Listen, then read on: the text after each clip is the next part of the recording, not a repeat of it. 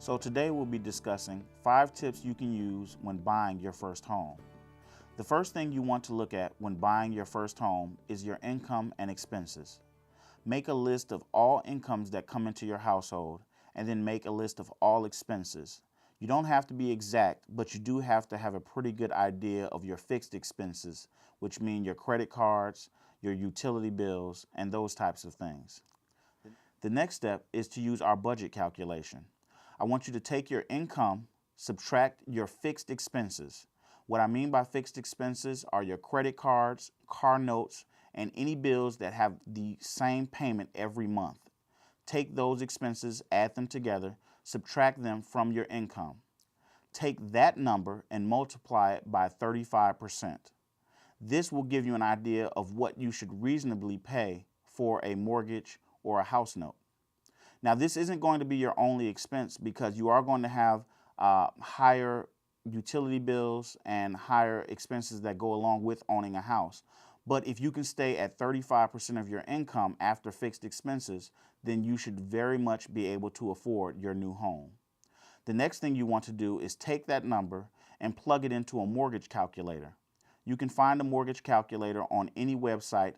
Just search Google for mortgage calculator, and it will tell you what type of house you should be able to afford based on the payment that you are trying to pay.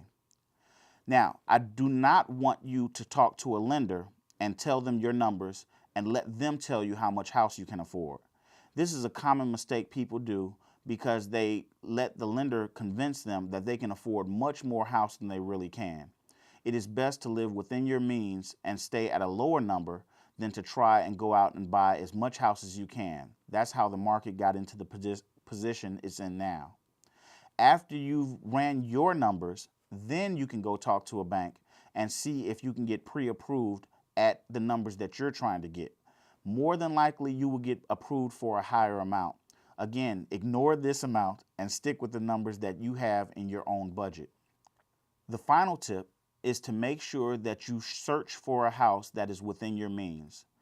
In this market, there are a lot of overpriced houses on the market at a much lower number than what they really should be going for.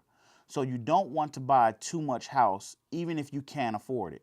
For example, let's say you have a budget for a $120,000 house, and you find a house that originally was selling for $300,000, and they've tried to sell it for some time, and now it's on the market at $100,000 as a foreclosure.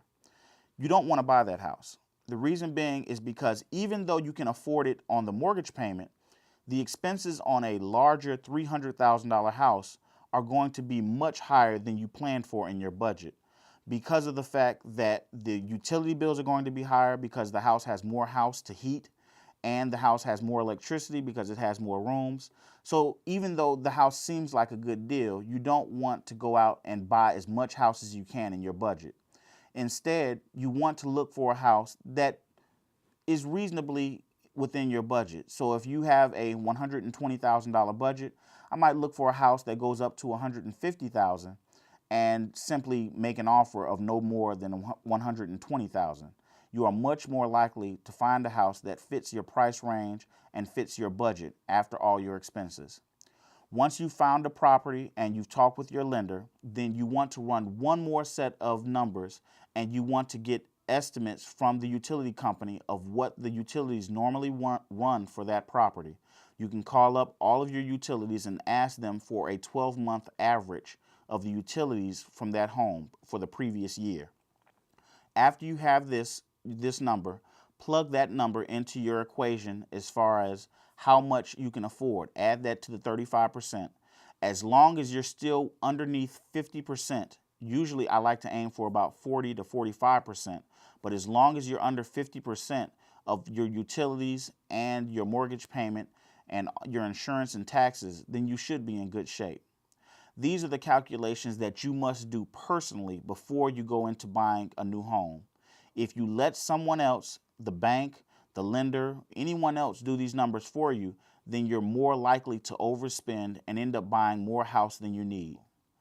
If you follow these steps, then you're sure to be in a good position. Even if the market values were to decrease, you should be well protected and insulated against losing value on your home or not being able to afford your home. If you'd like more tips on how to buy an affordable home, check out our website at www.ownwithnobank.com. There you can see tips on what to look for in a house to make sure it stays affordable and different ways you can protect yourself and make sure that you don't buy more house than you should. Until next time, thank you.